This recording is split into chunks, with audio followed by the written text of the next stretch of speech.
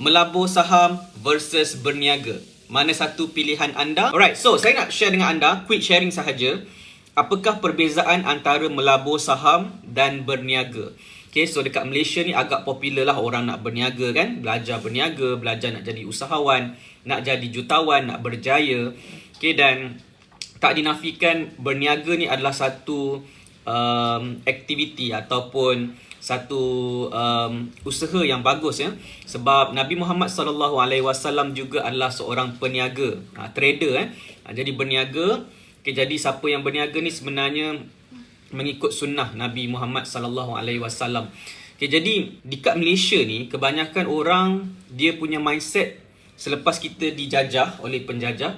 Okay, mindset kita adalah mindset bekerja. So kena belajar kat sekolah, lepas tu habis sekolah kita bekerja, mencari pekerjaan.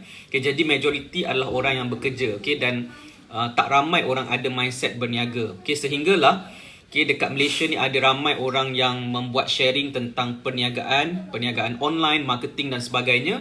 Jadi ramai orang dah mula terbuka untuk belajar tentang perniagaan. Jadi kita tengok ramai orang yang jadi kaya raya, jadi jutawan sebab mereka menceburi dunia perniagaan. Okey, jadi itulah dia dekat Malaysia. Cuma dekat Malaysia ni, in terms of pelaburan saham, kita masih lagi belum cukup ramai lagi orang yang terlibat dalam pelaburan saham. Okay, sebab apa? Sebab ilmu tentang pelaburan saham, especially orang Melayu, belum banyak lagi sampai kepada orang Melayu. Ramai lagi orang yang belum terdedah tentang pelaburan saham dan ramai juga yang masih lagi skeptikal tentang dunia pelaburan saham, khususnya di Bursa Malaysia. Okay?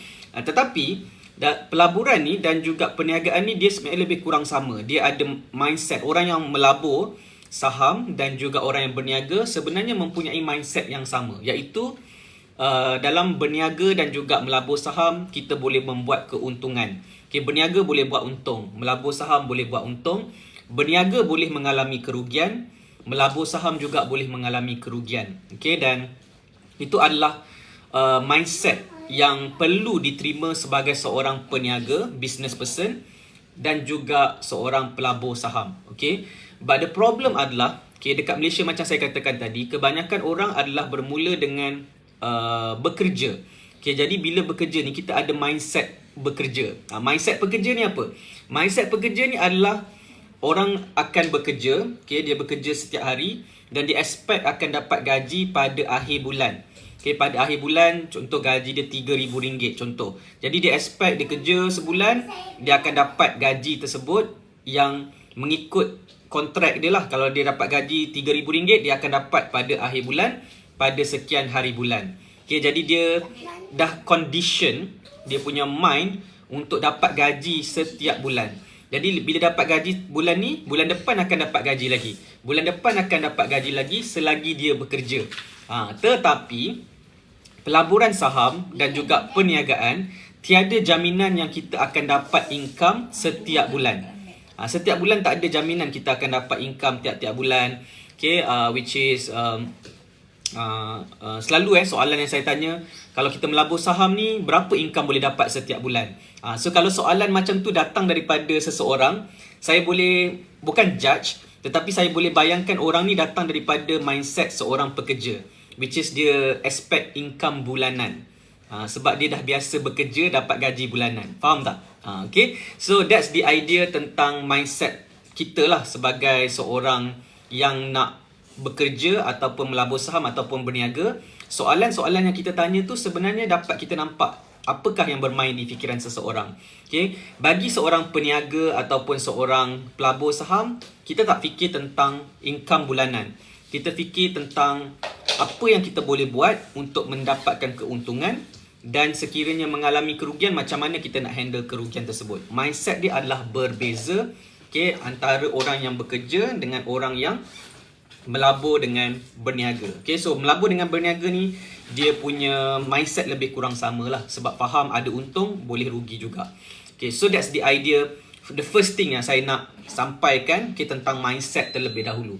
But the problem adalah bila kita bercakap tentang pelaburan saham ni, orang yang nak masuk pelaburan saham kebanyakannya orang yang dari mindset pekerja dan mereka nak masuk ke dunia pelaburan.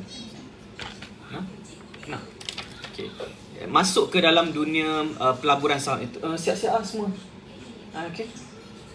Okay, masuk ke dalam dunia pelaburan ni dan mindset mereka tu masih lagi mindset pekerja. Tak boleh terima risiko, tak boleh rugi, tak boleh kurang. Okay, jadi itu masalahnya, challenge. Okay, apabila kita bercakap tentang pelaburan saham dan orang yang mendengar ni dia ada mindset pekerja. Okay, jadi apa yang saya kena explain dulu kepada orang ramai adalah tentang macam mana kita nak ada mindset yang betul sebagai seorang pelabur saham ataupun berniaga lah. Kena ada mindset yang betul. Okay, that's why ramai orang bila nak belajar saham kan mereka akan tanya berapa modal, berapa lama boleh buat profit, macam mana nak beli saham, macam mana nak buka akaun CDS. Semua ni soalan yang tak berapa relevan untuk ditanya pada awal, sebab kita nak tahu anda punya mindset tu dulu. Adakah anda jelas tentang pelaburan saham? Adakah anda sesuai melabur saham? Okay, dan boleh tak anda follow ataupun ikut resminya pelaburan saham? Itu lebih penting bagi saya, okay, kepada orang yang baru nak bermula dalam pelaburan saham. Okay, alright. Syed Idrus Al-Sagaf, takut melabur saham sebab takut rugi. Rugi sebab tiada ilmu. Betul tu. Okay. Rozidin, Assalamualaikum tuan. Dah lama ke tuan buat private mandate? Waalaikumsalam warahmatullahi. Private mandate kita start program bulan 10 kot tahun lepas. Bulan 10 tahun lepas. Okay. Bulan 9, bulan 10 lah tahun lepas.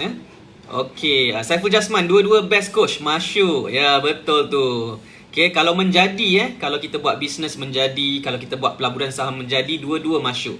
Okay, tadi saya cerita tentang mindset pekerja, bezanya dengan orang yang melabur saham dengan berniaga. Sekarang ni saya nak compare antara melabur saham dengan berniaga pula. Jadi yang mana yang lagi best? Okay, so sama juga, saya juga dulu bekerja. Okay, saya dulu adalah seorang pekerja, kemudian saya mengenali dunia bisnes dan juga dunia pelaburan. Okay, jadi saya ni buat beberapa perkara sebab saya percaya kepada konsep multiple sources of income. Okay, jadi bila saya belajar tentang bisnes, kemudian saya belajar tentang saham, saya buat bisnes, saya buat pelaburan saham. Saya buat bisnes sejak zaman belajar lagi. Masa saya dekat college university dulu, saya dah start berniaga. Saya jual servis, okay, dan saya jual baju, okay, saya jual design, okay, dan saya dah buat duit dari masa waktu saya zaman belajar.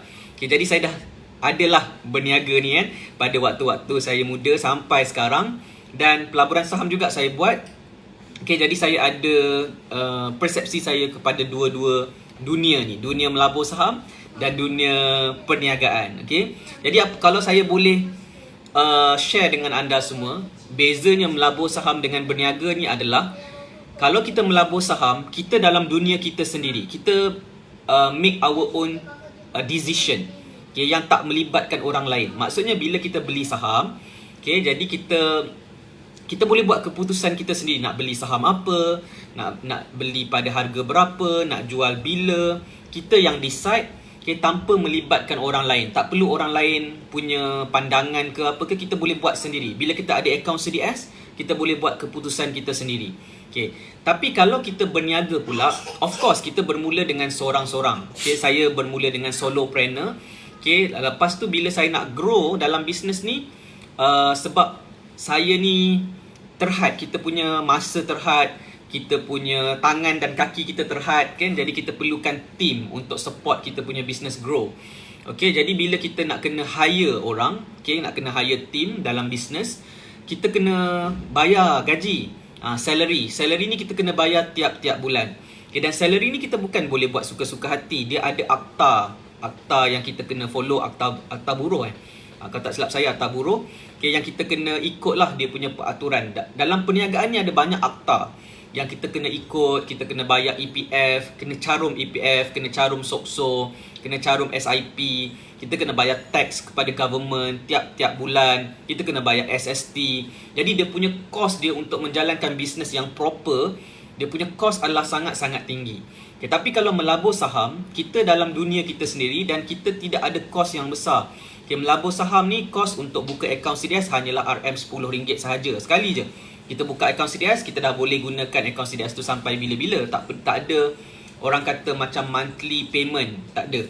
Alright, dan kemudian kita hanya, cost kita adalah apabila kita membeli dan menjual saham. Kita ada brokerage fee yang kita kena bayar. Masa kita beli saham, kena brokerage fee. Masa kita jual saham, kita kena brokerage fee. Dan costnya sangat-sangat rendah sebenarnya. Kita boleh manage sendirilah kita punya cost tersebut. Okay?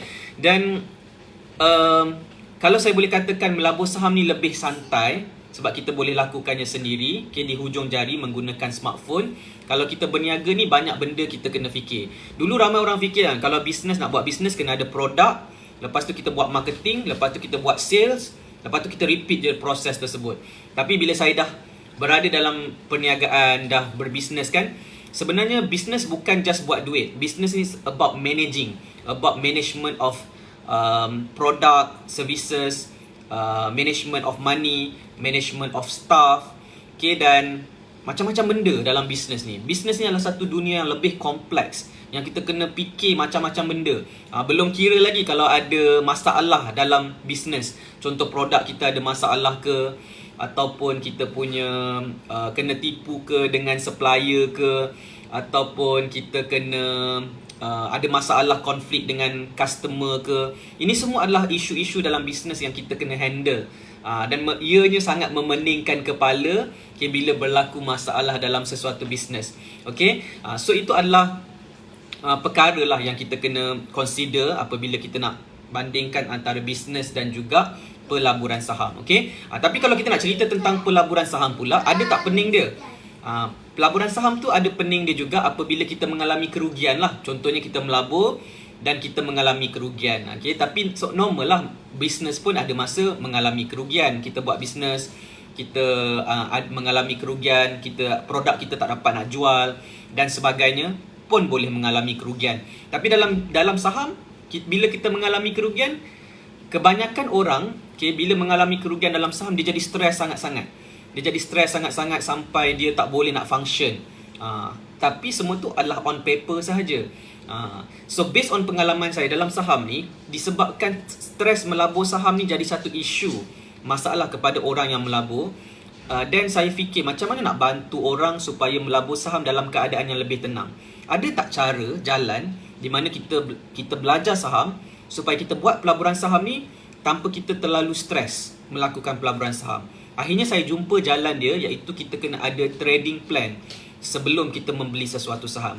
Okay, jadi itulah formula yang saya gunakan dalam pelaburan saham, di mana bila kita ada trading plan ni, kita melabur saham, kita tak ada stres, kita tak ada pening kepala, kita tak ada ketakutan, okay, dan kita melabur dengan tenang.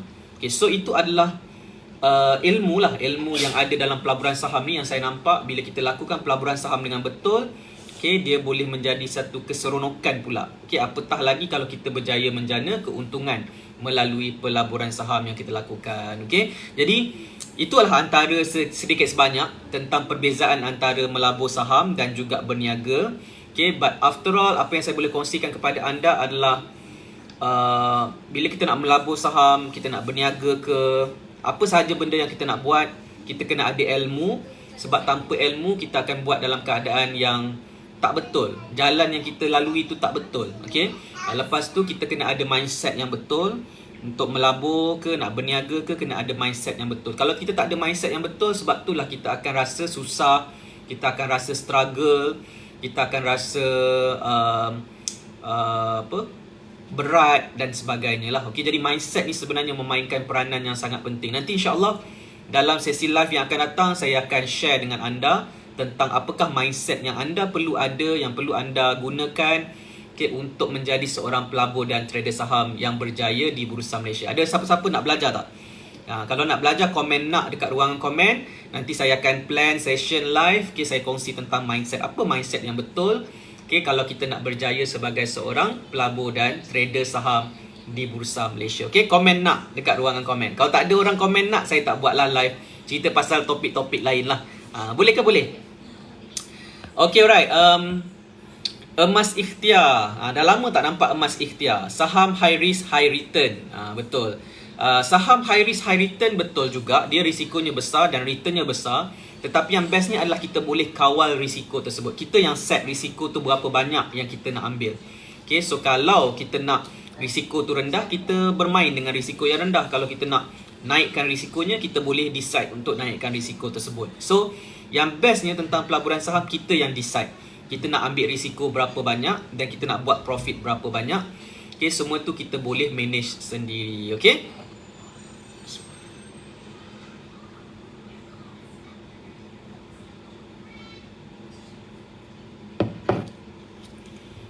Okay.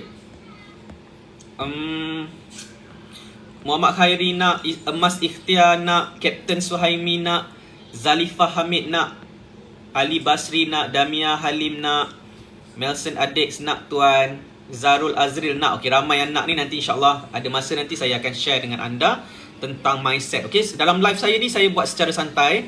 Okay, dan kita akan ada sharing-sharing lah tentang bagaimana nak memulakan langkah dalam pelaburan saham dengan cara yang betul. Okay, so kalau anda berminat dengan topik-topik tentang pelaburan saham, okay, dan macam mana nak jadi berjaya dalam pelaburan saham, okay, anda follow saya dalam live. Okay, nanti saya share lebih banyak lagi tips based on pengalaman. Dan saya share dengan anda bukan benda teori. Saya share dengan anda adalah based on pengalaman saya melatih ribuan orang newbie melibatkan diri dalam dunia pelaburan saham, dan bagaimana saya melihat ada orang berjaya dengan jayanya dalam pelaburan saham, dan ada orang yang gagal dan terus gagal dalam pelaburan saham. Ada bezanya. Okay, dan insyaAllah based on pengalaman ni saya nak kongsikan dengan anda. Semoga ada manfaat.